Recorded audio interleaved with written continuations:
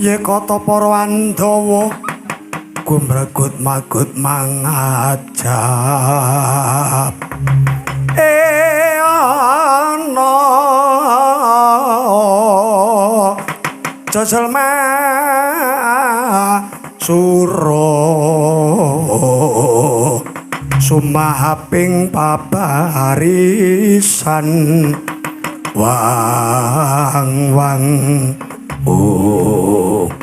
wonten wigatos kados pundi nimbali ingkang putra pun Gatotkaca Kanjeng Rama kepareng nyadong dawuh nimbali ingkang putra Antarja wonten wigatos menapa Kanjeng Rama nimbali anak Antasena ana wigati apa Bapak?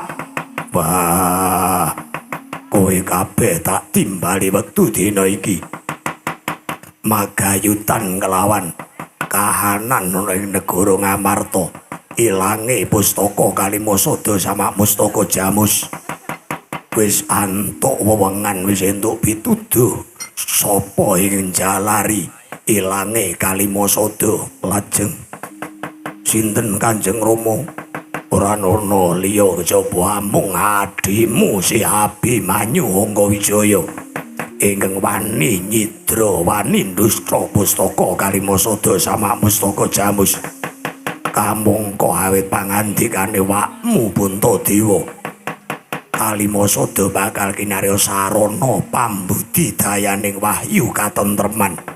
Welah ning apa ya kepara nyata lamun ingkang dusta Kalimasada kuwi Abimanyu Anggawijaya wis kacetha wakmu Ndarawati kuwi ratu titise Sang Hyang Wisnu.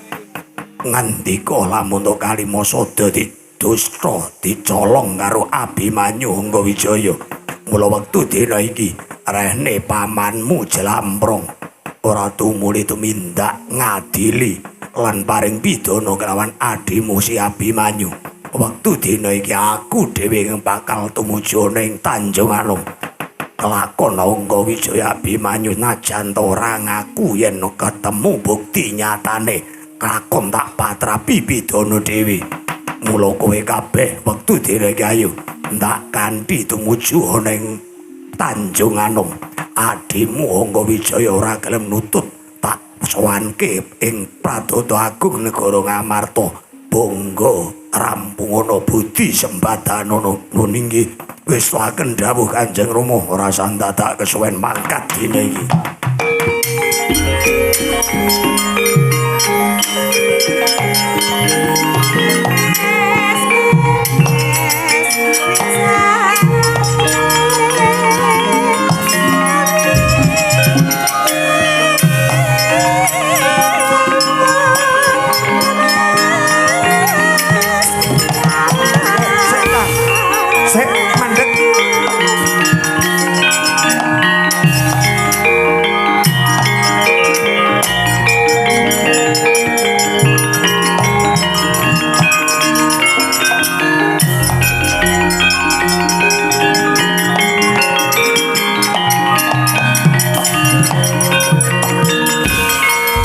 Kareping kepiye kowe nyandhet lakunipun Kakang Dimas Antasena kuwi ora midhangetake pengendikane Bapa Werkudara apa piye kok sik ana perkara kuwi ditelisik sing temenanan ditaliti sing bener ngono ngene ya Kang apa ya memper nek Abimanyu Anggawijaya bocah klentrang-klentreng bebasan midak kapuk ora pendeng kok wani sartane mentala ndustra pustaka Kalimasada sama Mustaka Jamus monggo Abimanyu kuwi kelungguhan ya wis duwe kamukten Tanjung Anom wis ora kurang-kurang lah mbok menawa kepingin Amim Widaya kekuatan sarta jaya kawijayane lah iya kowe iki ora usah ndisiki kersane Bapa Werkudara kowe nyandhet pun Kakang yen ana dukane Bapa Werkudara kepiye aku sing tanggung jawab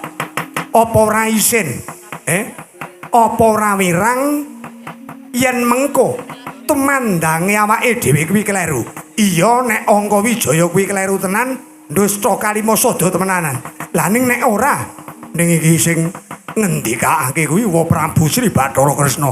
Najan to kepiye wae, najan kuwi wa Prabu Bathara Kresna, najan dewa pisan ning isih kenggonan lara utawa lali lan luput. Ngono. Prayogane kepiye? Kakang Garukaca, Kakang Antarja manut karo Antasena. Manut kepiye? Aku sing tak neliti. Iki ada dasar pengendikane wa Bathara Kresna. Kresnane tak telitine, tak trisike, tenan apa ora, nyata apa ora. Aja-aja Kresna sing tekan negara Ngamarta kuwi Kresna Duratmaka, dom sumurping banyu, gelugu ing tumusup ning madyaning ruyung. Yen kaya mangkono aku manut Dimas Antasena.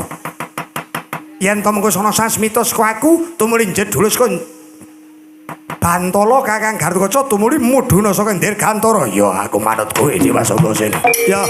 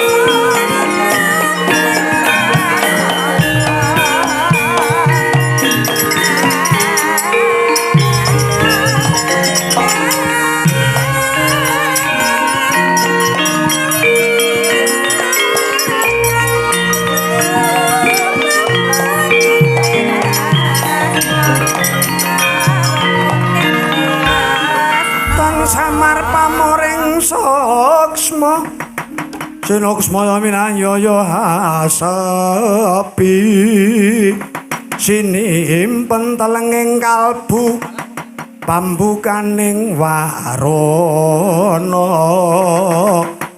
tarlen saking layaping aluyup pindha pesating supena sumusuping rasa ati. Oh lah dalah. Wes karepmu Pendhawar padha daredah ya karepmu. Pendhawar padha sikut-sikutan arep padha bentak sirah sak karepmu. Aku ngandharake ilange kalima sada merga pangkartine si Abimanyu Angkawijaya. Werkudara ora trima sajake bakal tega tegel kelawan Abimanyu Angkawijaya. Dimas sapa si Janaka? Luga banjur lunga saka ing setinggil negara Ngamarta. Sajake ora tegakake kelawan anake bakal den jempalani dening Werkudara. Oh. Yen to Angkawijaya mati saka tangane Werkudara, mengko Janaka mesti ora trima. Janaka ngamuk ngudit Sasra Wirang patine si Abimanyu Angkawijaya. Pungkasane tanding tiyasa Janaka kelawan Werkudara. Wis Pandhawa sanasidya ana sing penganing pati, mongko sumpah prasetyane para Pandhawa. ingkang siji mukti ing papat melu bareng mukti siji mati ing papat bela pati kelakon Pandhawa wektu dina iki bakal remuk bubuk dadi rempon sakarepmu jedul tuh lah dalah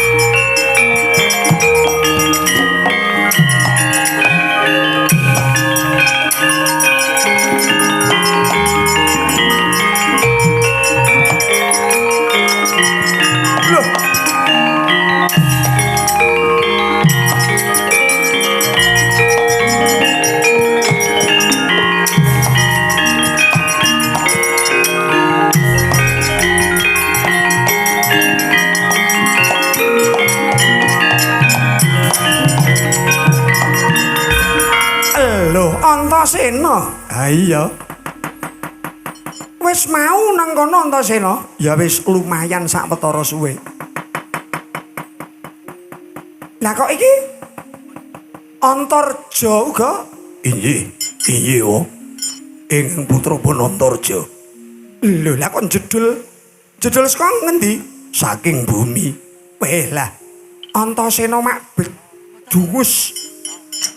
Kowe ana ngono, ana apa Antasena? Ngene ya wa. Aku kok krungu warta jare Abimanyu kuwi wani nyidra pustaka Kalimasada Samak Mustaka Jamus. Mongko sing ngendikake kuwi mau Wa Kresna, iya apa ora? Ah iya.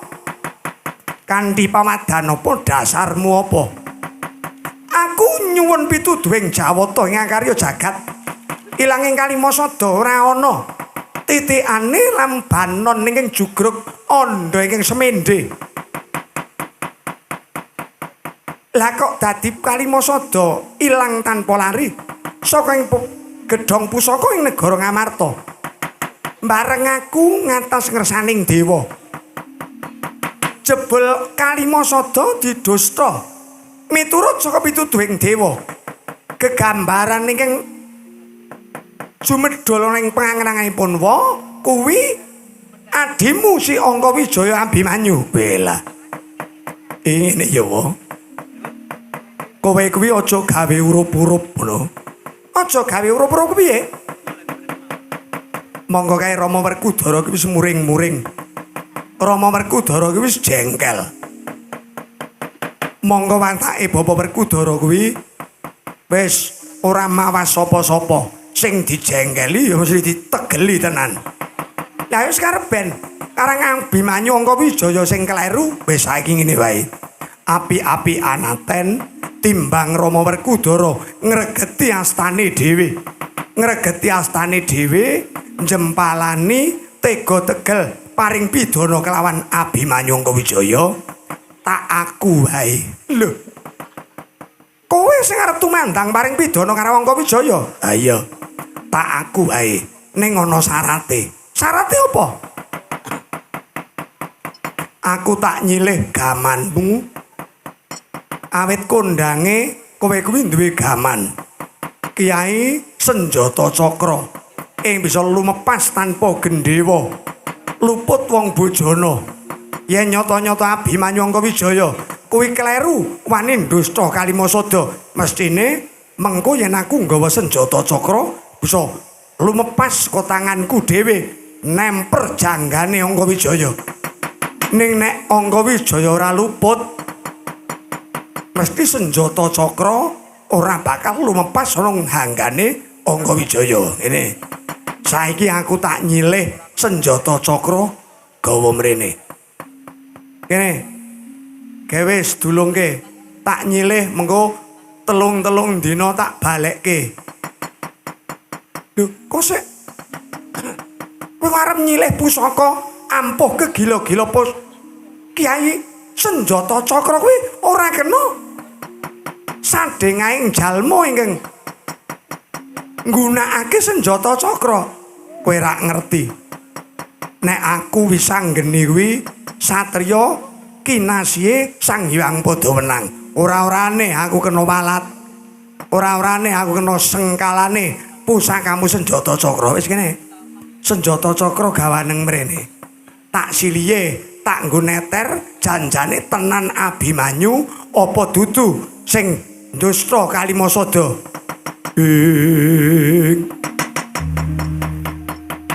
Kagyat risang kapirang ngurinangkul kinempit kampit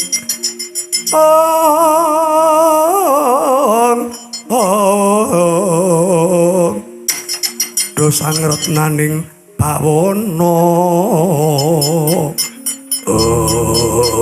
Aduh Antasena, sing gedhe pangapuramu awit saka kesusu anggonku tindak saka ing Ndarawati senjata cakra keri ana ing gedhong pusaka Praja Ndarawati. Lho, Wakresna tekan Ngamarta iki ora ngasta senjata cakra ngono apa piye? Ora Antasena. Waduh, wis. Wong aku ki nganggo kendhange Ponidin wae ora juduk. Gabeng-gabeng ora karu-karuan kaya ngono parandene ku arep nggo ngendhangi Salihu. Ora sembodo nek dong direkam dhewe di ora kalah karo Mas Bas ngene. Lah ning kok Wakresna kok tekan kene ora nggawa pusaka kuwi rak ya kepiye? Tenan Antasena, Punwa lali ora ngasta senjata cakra. Kakang Antarja, apa? Kepiye? Yen to ora ngasta senjata cakra, Wakresna mbok menawa ngasta Puspita Wijaya Kesuma. Yen nganti Rama Werkudara tega kelawan Abimanyu, cilik loro, gedhe Abimanyu temekaning pati, mengko ditambani nganggo Puspita Wijaya Kesuma. Oh iya. Senjata cakra Wakresna ora ngasta, aku nyilih Puspita Wijaya Kesuma. Nek Angga Wijaya cilik loro gedhe mati, tak tambanane nganggo Puspita Wijaya Kesuma kagungane Wakresna sing kondhange pusaka bisa nguripke wong mati, nambani wong lara kuwi. Aduh, Antasena. Puspita Wijaya Kesuma ya Punwa klepian ora tak asta ngono. Awit saka kesusune Punwa, Wijaya Kesuma gemlethek ana ing sangareping gedhah jroning panti busana Praja Ndarawati. Punwa ora ngesti, ora mundi Puspita Wijaya Kesuma. Antasena, duka yayasinipi jajabang mawinga wangi.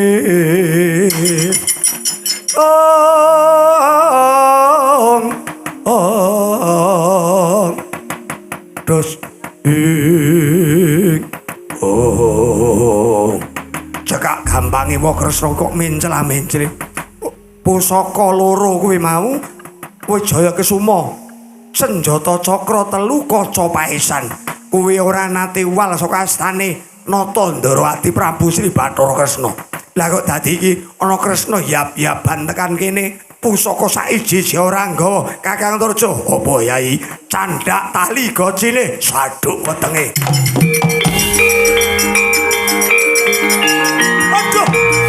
Aduh, Mas aja. Piye Antarja? Aja. Ayo.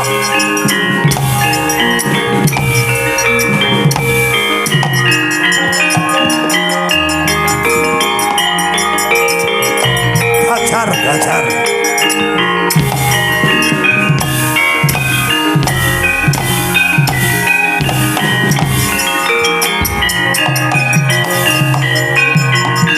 Den jempalane dening satriya kekalih Dian Bathara Kresna ilang wujude Nata Ndarawati babar jatining wujud Pendhita Sokalima Sang Pandhita Durna.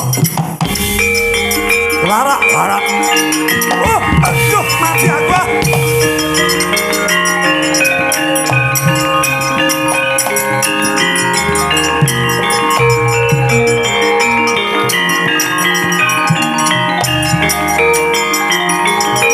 Waduh, mati aku.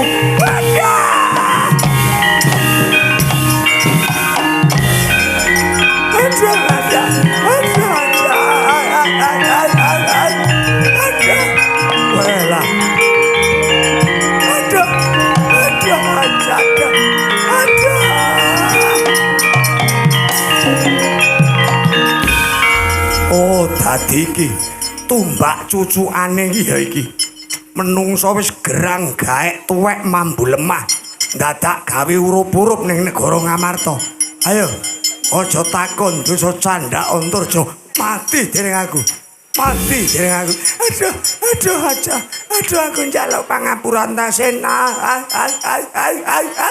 Aku njaluk ngapura. Ngapura apa? Aduh mati aku. Aduh mati aku. Aja, wis kemeng. Aja Antarja. Wis. Ayo iki jalukane. Pendhita tuwek. Aja. Dewa rengkeng, gedhe dawa, ireng dengkeng. Rengkak sila, ireng mangkak, kusiala. Aluweh. Welah, sisip sembiri iki ditutke para Kurawa, ditandangi Handakawana wonten dawuh Raden.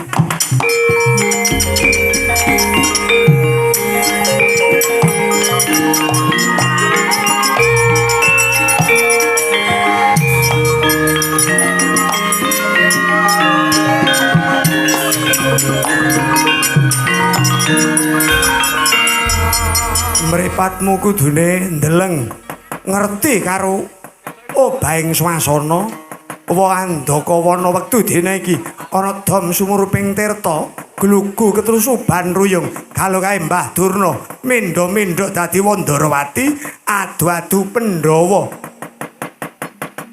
Ayo kowe sing kudune panggah nrenggalangi lakuning mungsuh ing bakal gawe wisuna gawe gendro ana negara Ngamarta lenggah sekecuk mangkih kula unduraken Raden.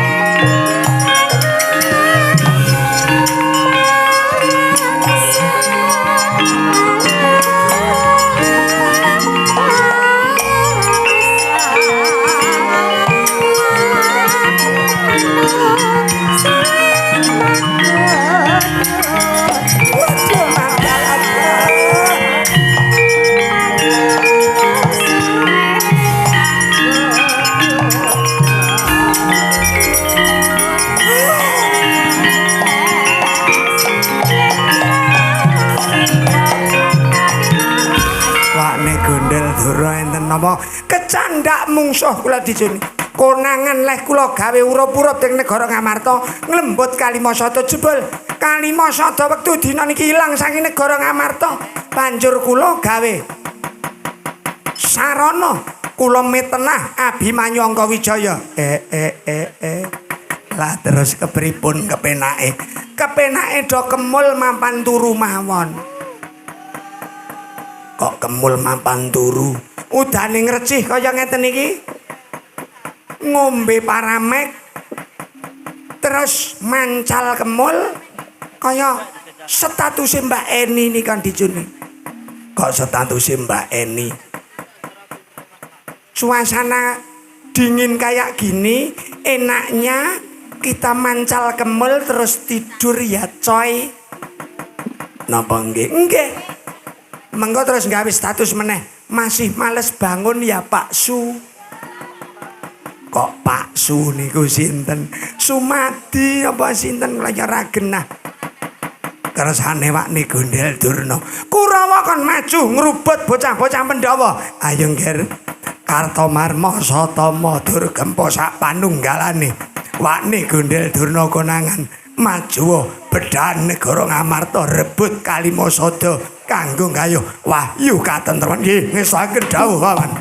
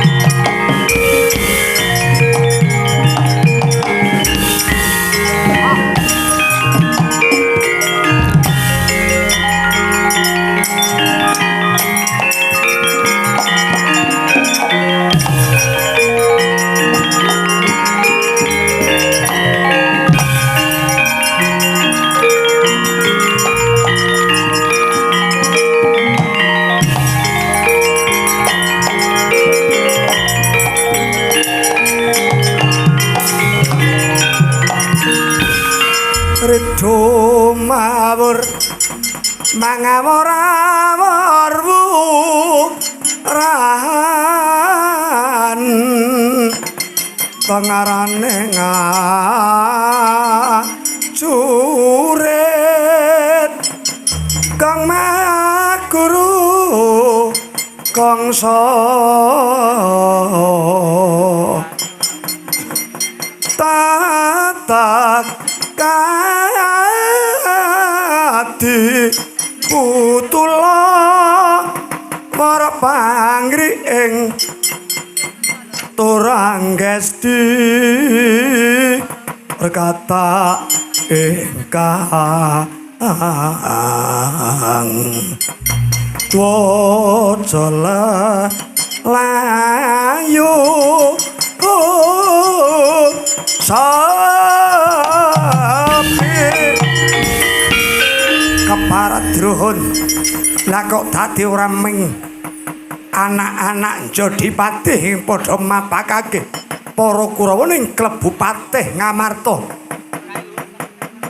Andakawana dasar para nyata Kartomarma yen tak pripih saraning becik Baliya mumpung durung tugal gulumu muncrat ludiramu pangkau tak ayoni najan to gumrinding mesakane Kartomarma urung bisa mboyong Kalimasada ngudi wahyu katentreman ora bakal bali menyang negara Ngastina para Kurawa ora minggat saka negaraku kang tak tresnani kelakon ngejak pirang dina Bandayuda tak ladeni sak gendhing kendangi kelakon dodok ablek dadang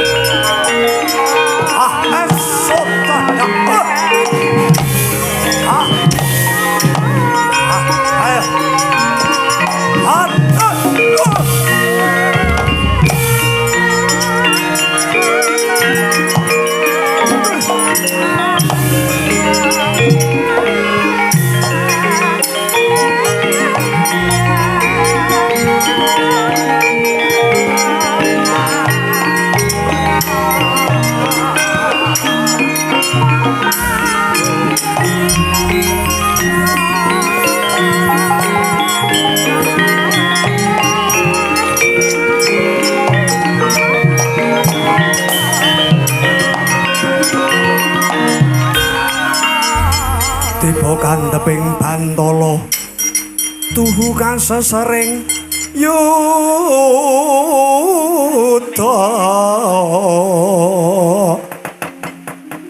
gereng-gereng pindha Sardula lupa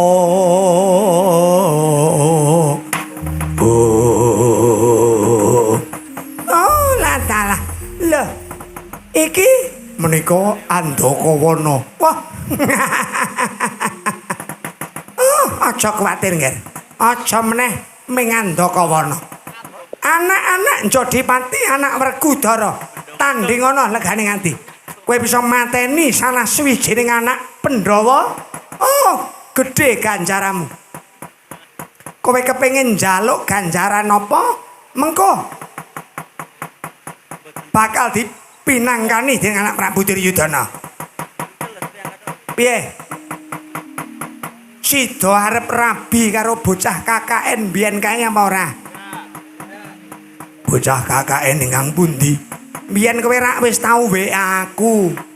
Jare wetonmu wage kono paing. Muni cah jurusan tari KKN nang Brontol. Brongkol kok Brontol panjenengane.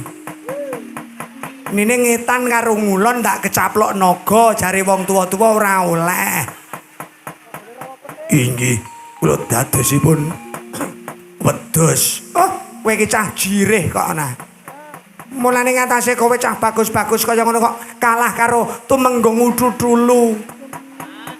Kek kono wae wani ngusungi sinden saka Brangwetan. Inggih. Aku ya gumun aji-ajine iki apa ngono. Napa inggih? Ah iya. Ing atase Ududulu kok ya. Ah inggih. Kersanipun Paman Durna sing prayitna ngati-ati. Ning ya nek kena tak omongi, golek jodoh ki ora usah sing aneh-aneh, ora usah sing adoh-adoh.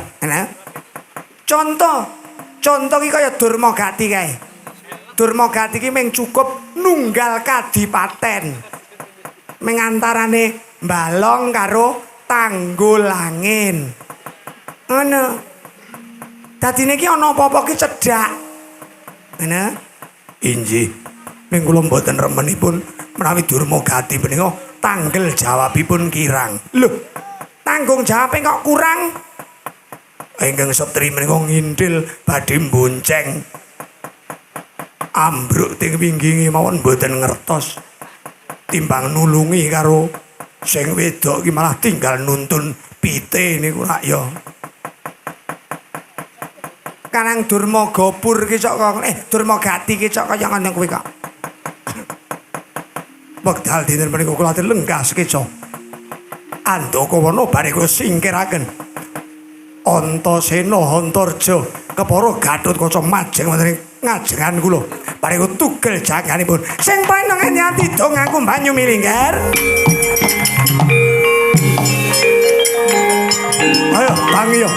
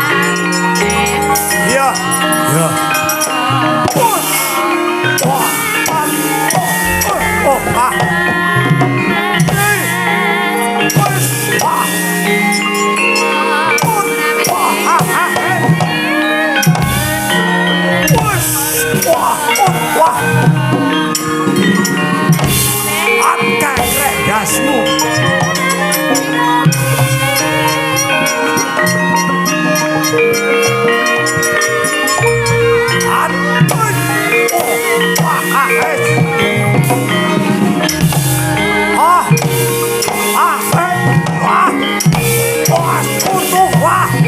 Waduh. Wah.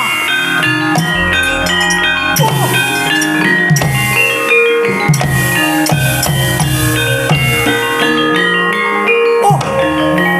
Waduh.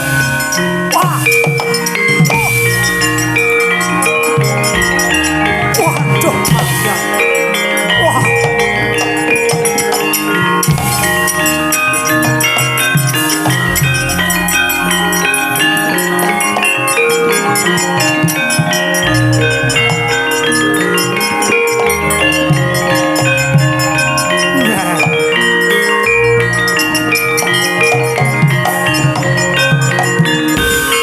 Mengkaro Andakawana wae kok keok ora. Ora sembada Kartomarma. Ora sembadale sumbar petak aji-ajiya. Ora sembadale rambute diputih. Men ketok sepuh.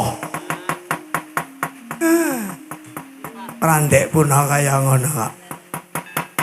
Jaya Jatra wonten dawuh maju tandangana si Andakawana mangke rata-larake tumbak pawan.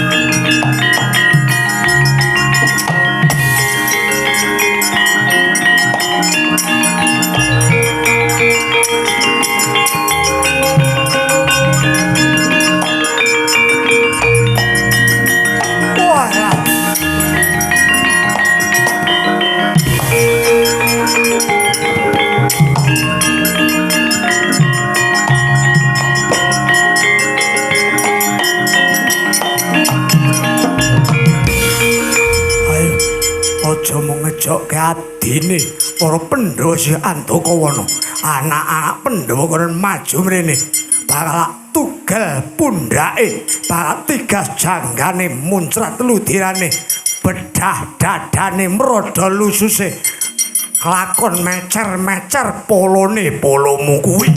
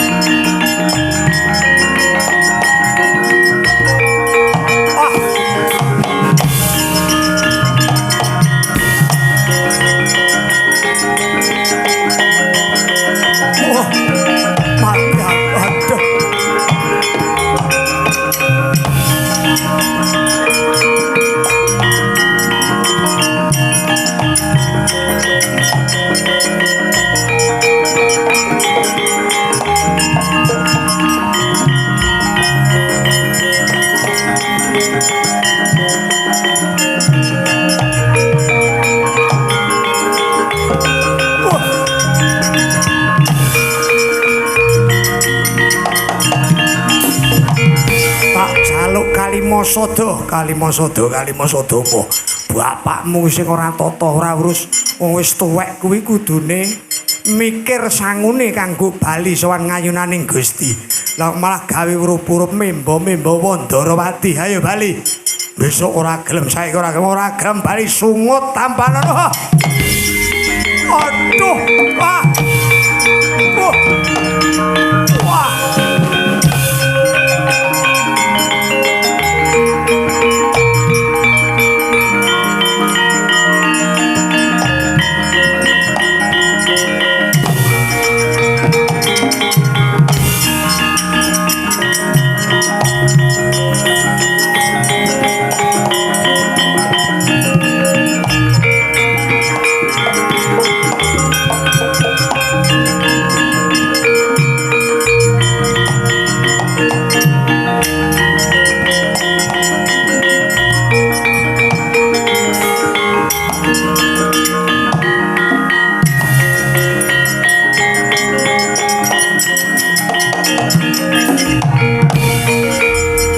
Lino ing panalinganira lumajaring rati lumajaring ratri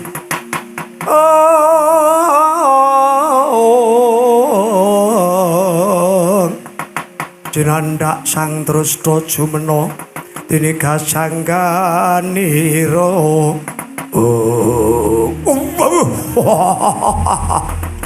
wonten dawuh napa Paman Durna? Mengerti yang kira anak Prabu kalau kae para putra Pandhawa padha ngamuk kepunggung Kurawa padha kalah saling tunjang rebut jujung mangsi bareng mangsa Pandhawa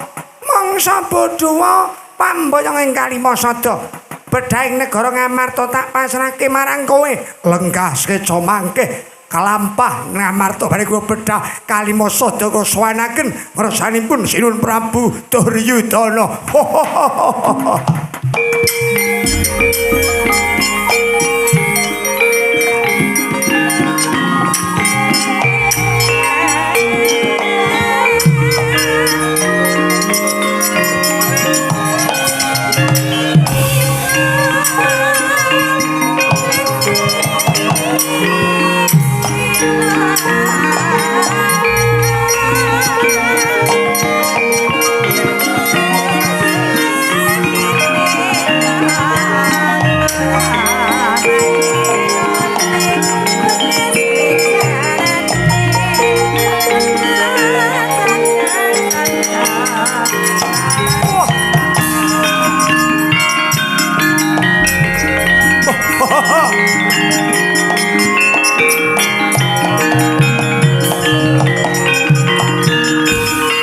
Satria gentileng murup dadane sak tebok sapa?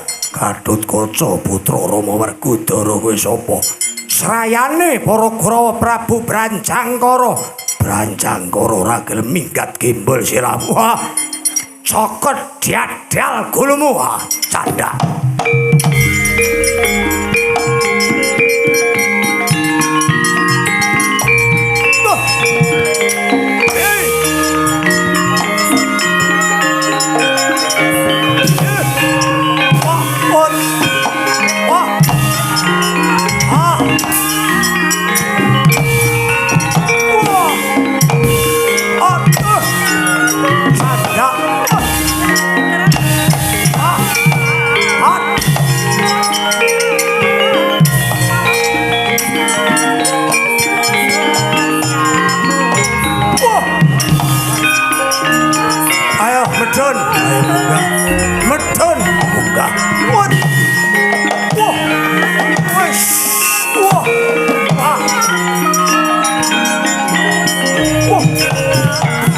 Wah, kurang ajar ya.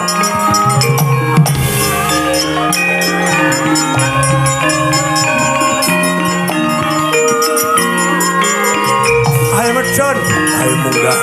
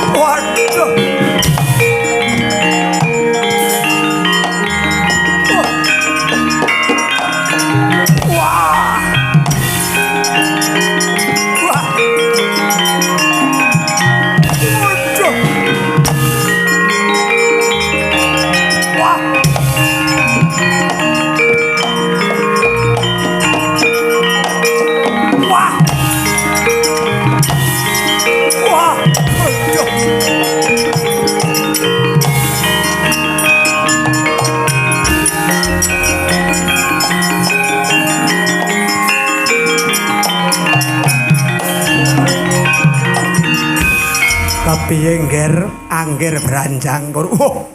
Waduh jan pun. Lha kok dadi kula mboten ngeman untu kula niki. Kelakon Gatotkaca niku tak cokot temenanan. Aning kepripun dijotos mawon kemencling. Lah ya layak wong Gatotkaca kuwi saranduning anggo disalini nganggo rajaning wesi. Dodo blebekan waja. Dengkul utawa gares linggis. Delamaan pacul epek-epek cakra lengen. Godo pundak dendra sirah prunggosari. Wah, lah dalah. Lah kok dadi Gatotkaca ampuhe kagilo-gilo. Kepripun niki njeng pate? Wis ditunggu lenane para Pandhawa wektu dina samengko. Wektu dina iki kowe kalah, para Kurawa padha kalah. Wakne Gondel Durna. Kula dicuni niki sing gawe urup-urup sampeyan-sampeyan sing kudu ngundurke anak-anak Pandhawa. Mangke kula undurke anak-anak Pandhawa.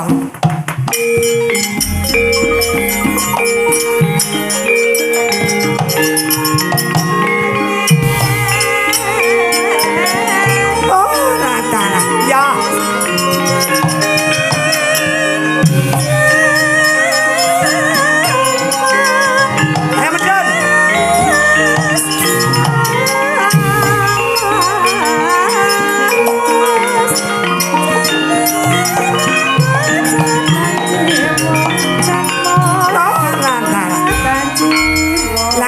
Kowe sak karepmu dhewe. Ayo.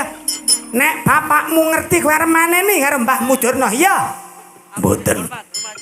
Arep maneni karo Mbahmu Sukalima? Mboten.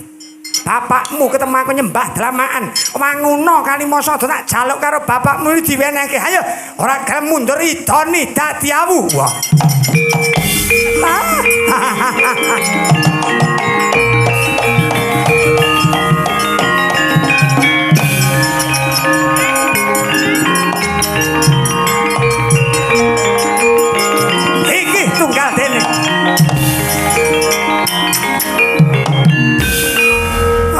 Tunggal dene kowe. Kaya-kaya kok le nyuwuk kok kaya Pak Triyono Traji te.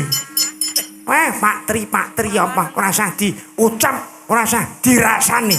Kowe tunggal dene, kowe arep mani-mani karo Mbahmu Durna. Oh, sembur dadi awu, dadi ndut bleket apa kowe?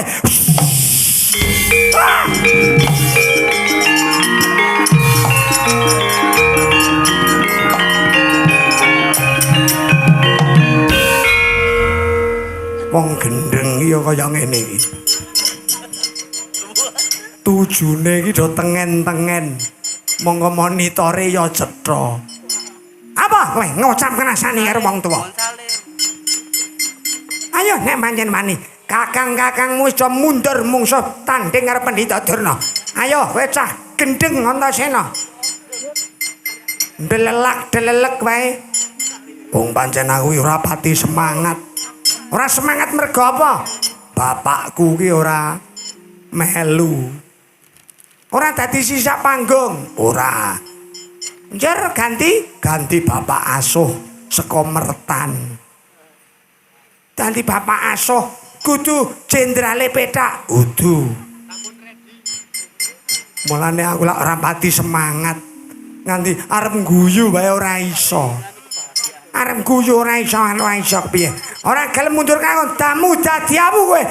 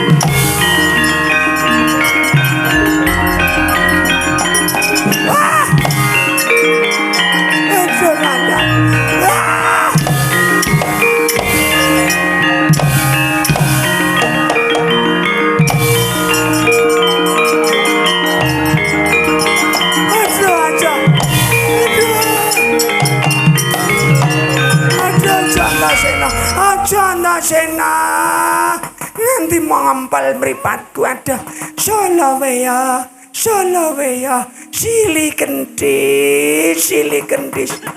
kentis ki apa wis kecandak dening tanganku nek kowe ora tak gawa nang Tanjung Anom ora bakal Rama Werkudara Pamanjana kepada ngandel karo Angga Wijaya. Aduh, aja Antasena, iki lho.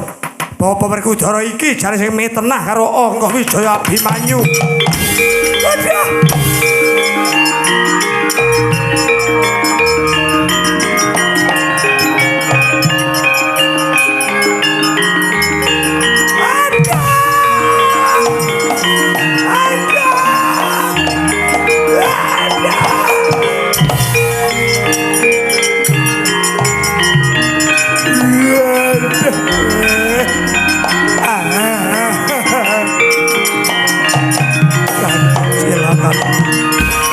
Durna dicekel karo Antasena digawa lunga nang adeg Kurawa pancak baris pendem ayo ditututi Kakang Durna ditututi Kakang Durna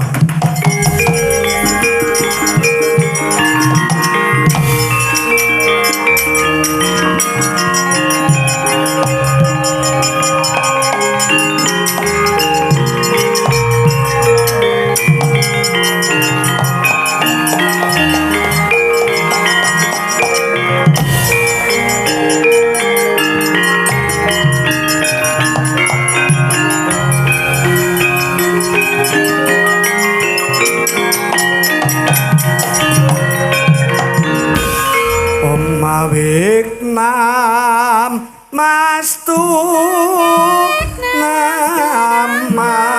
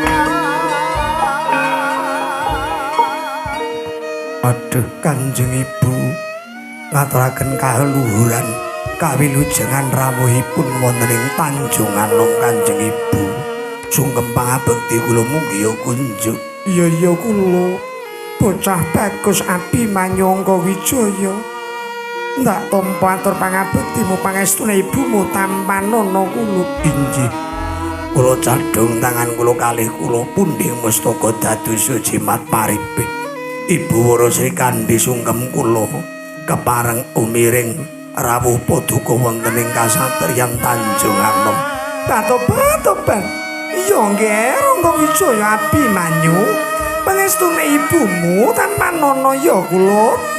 Kabunding mustaka dados jimat paribih Kanjeng Ibu. Kula dilenggah ing langkung prayogi. Wes ora kurang prayoga. Lenggahe pun ibu nang ngarsamu kula. Pratitresna anggonmu nampa praptane ibumu sak kloron. Ngestoaken dawuh Kanjeng Ibu.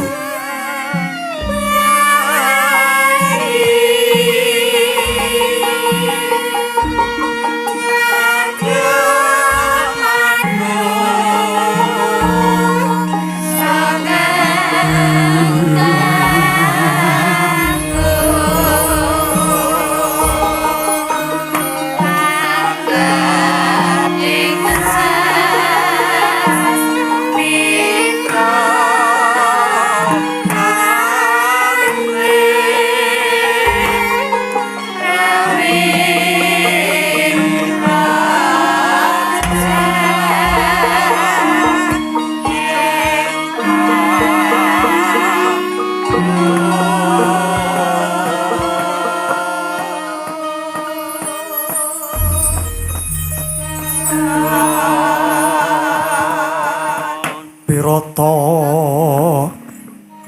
cacahe lintang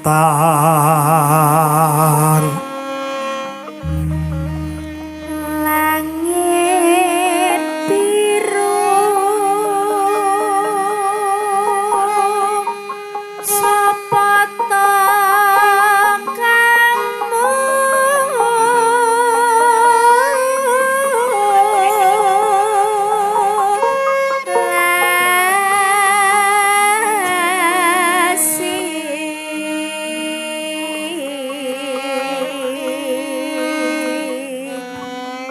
sapa ta kang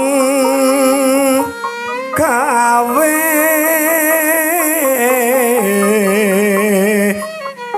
mandung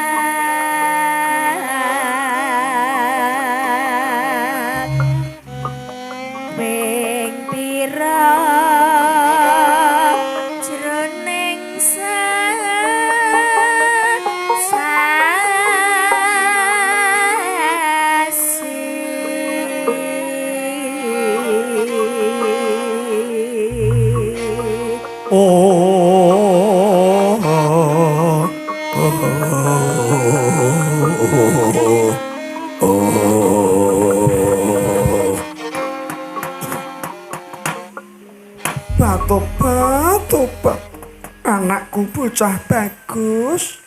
Abimanyu Angga Wijaya putraku kula. Syukur bejo sewu dene kowe ora kena. lelara sartane popo jiwa lan ragamu. Injih Kanjeng Ibu, liripun kados pundi? Paduka ngendika kados mekaten. Amung tansah tom-tomen kelawan gegawangan sarta pamikiripun ibu kula. Sawetara suwe anggonipun ibu tansah ngangen-angen temah tumemen kelawan kahanan wing Tanjung Anom kene Angga Wijaya, Angga Wijaya. Kaya-kaya anggamu madeg suraning driya ning Adilaga. Pinulasara dening wadya lendranyutan temah arang kranjang rontang ranting busanamu. Arang kranjang tatumu nandang lara. Kepara kowe bakal mecati sirna kula. Aduh Kakang Mbok. Mbok inggih sampun. Inggih sampun Kakang Mbok. Kabukti ingkang putra Nabi Manyu menika mboten nandhang sakit, mboten nandhang papa lan cintraka Kakang Mbok. Kakang Mbok Wara Sembadra sampun ngantos kelajeng-lajeng anggenipun menggalihaken pasumpenan kala wauda Kakang Mbok, Kakang Mbok. Para Sembadra iya diajeng syukur bejo sewu yen to kaya mangkono. Injih Kanjeng Ibu. Mboten kiranging setunggal menapa ingkang putra pun Abimanyu Angga Wijaya. Kanjeng Ibu Wara Sembadra. Punapa ta mira ingsun prihatin waspadres mijil tudahatan pakarya sengkang rinemekan Gusti.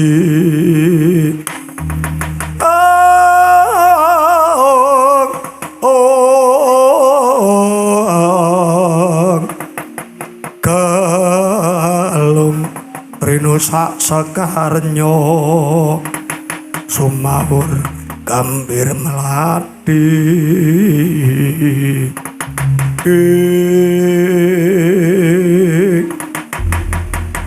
Mangkono praptane Radyan Janaka ingkang sinusul Dyan Werkudara.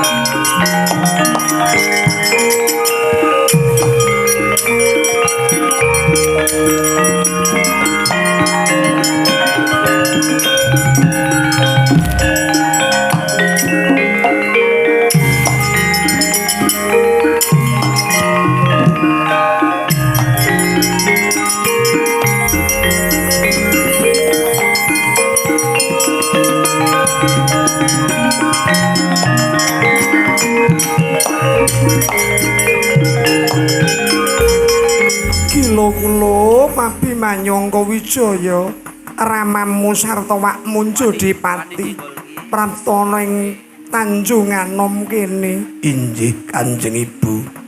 Duh Kanjeng Rama, kepareng kula ngaturaken kasugengan ramuhipun wonten ing Tanjung Anom. Sungkem pangabekti kula mugi kunjuk. Ana bocah ora ngerti tatanan ora usah dadak ngaturke pangabekti kelawan Janaka. Werkudara sungkem kula mugi kunjuk. Wah, ora usah api-api, ora usah etok-etok. Ngatur ge bekti karo wong tuamu Jodipati. Pangabekti tak sebratake, ora sudi Werkudara nampa kelawan sembahe Angga Wijaya. Bocah dileliting, bocah dikudang-kudang, wiwit kuncung nganti gelung, bareng wis cerapang. Lah kok dadi malah ngorek-orek raine wong tuamu ing Ngamarta.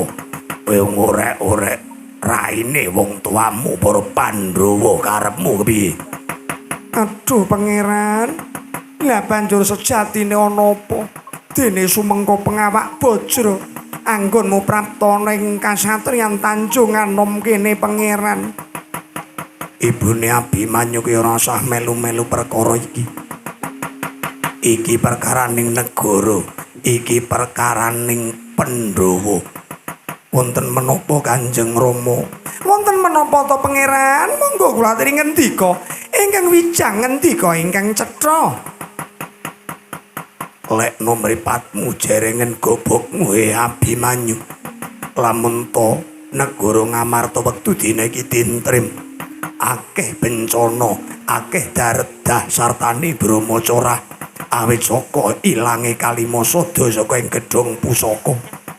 Miturut pinasis, lamun to ingkang jalar ilange Kalimasada wektu dina iki. Ora ana liya kejaba amung anak Janaka, anak para Sembadra tinimbang kuwi gawe wirang marang wong tuamu. Kowe ngalap kelawan pusakane wakmu ing Ngamarta. Kelakon wektu dina iki tak untapke nyawamu. Sutik Janaka duwe anak maling kaya dapurmu Angga Wijaya. Aduh pangeran.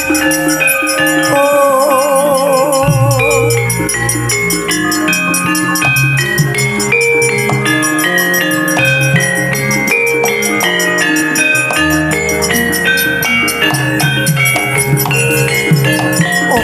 Wontolo anakmu lamun to ndusra pusaka Kalimasada sak mustaka jamus kok gawe apa? Ora usah dadak kowe melu-melu.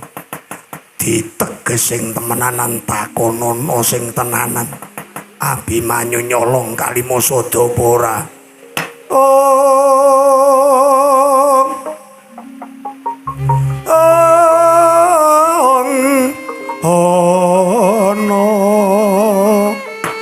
Aduh kulup Abimanyu.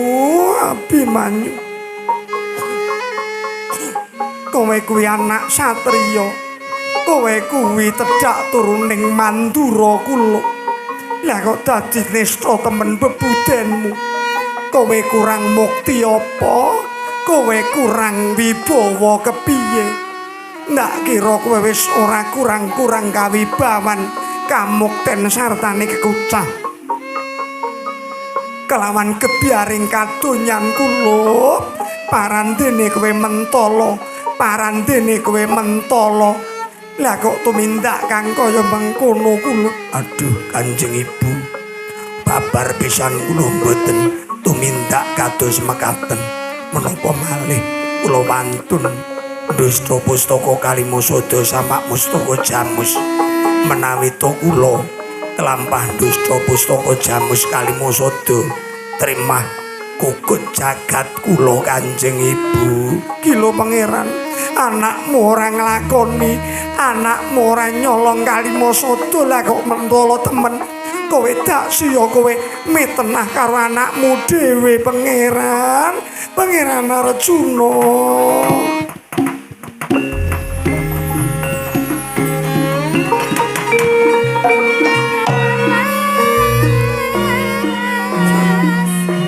Aku ora gadang yen to duwe anak sing kurang ajar.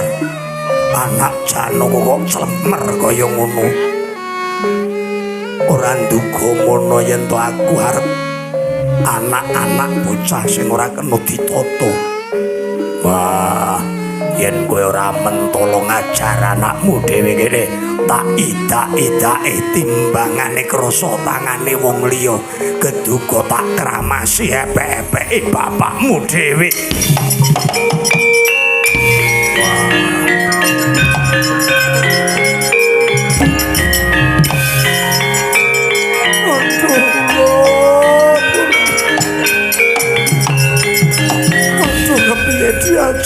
Kepiye diajeng anakmu Angga Wijaya dilarak-larak karo Pangeran Janaka dipun tututi Kakang Mbok.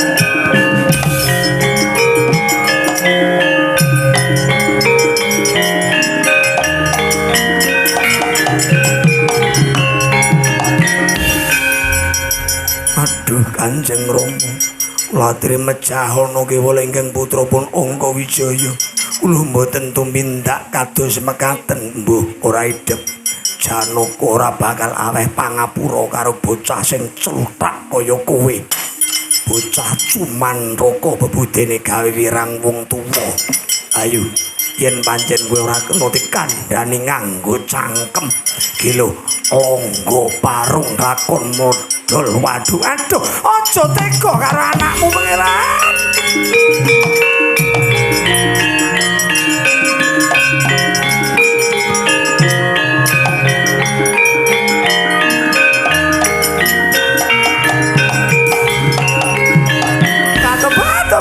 Lah kowe iki wong lanang apa?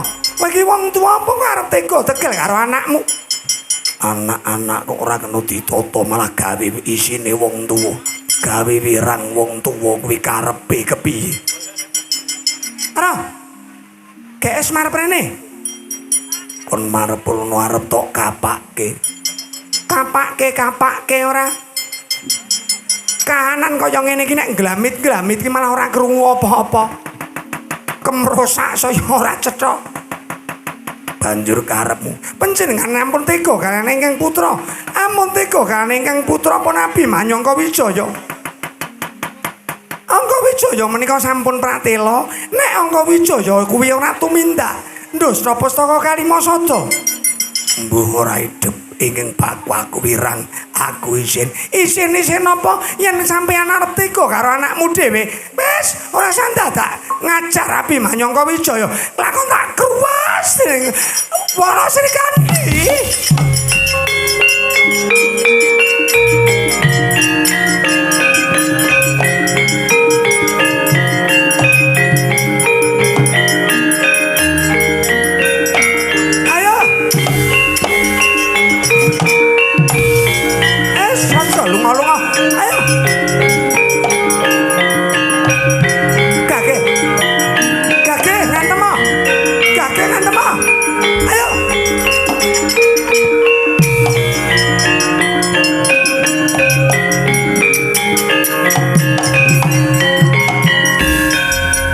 Wadon kok nganyah wae.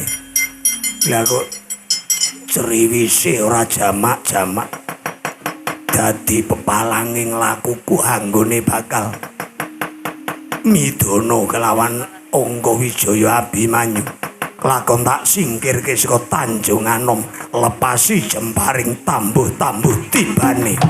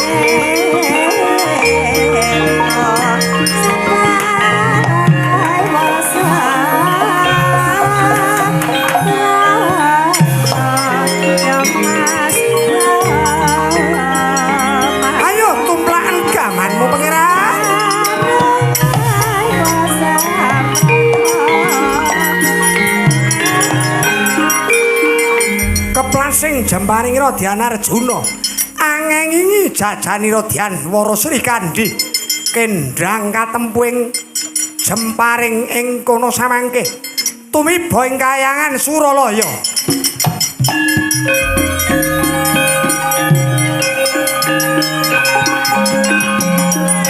Waduh, aduh mati aku, aduh.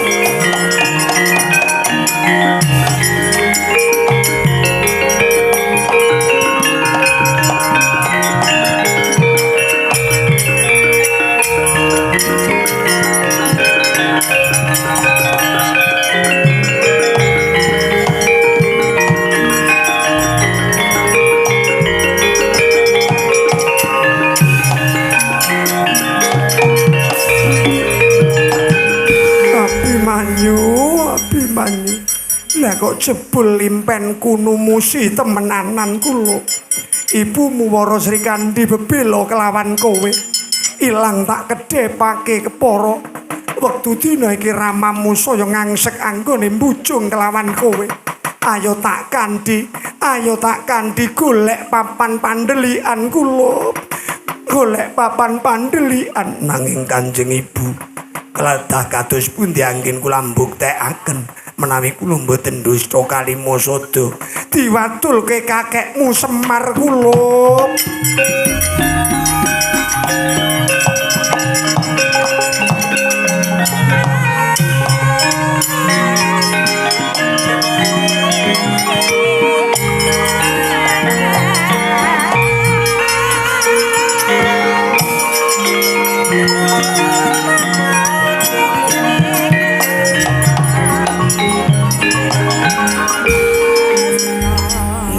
Anakmu candhak apa ora? Mboten Kakang Mas. Mulane anak-anak kuwi diajari diwarai sing becik sing bener.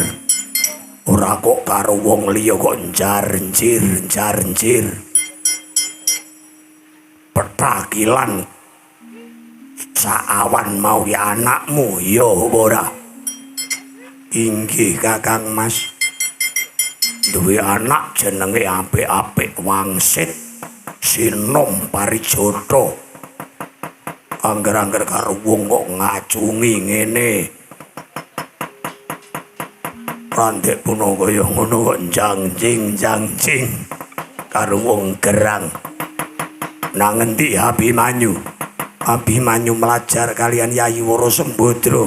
Wah, kelakon malinge ucul dioyak monggo kula dherekaken Kakang Mas.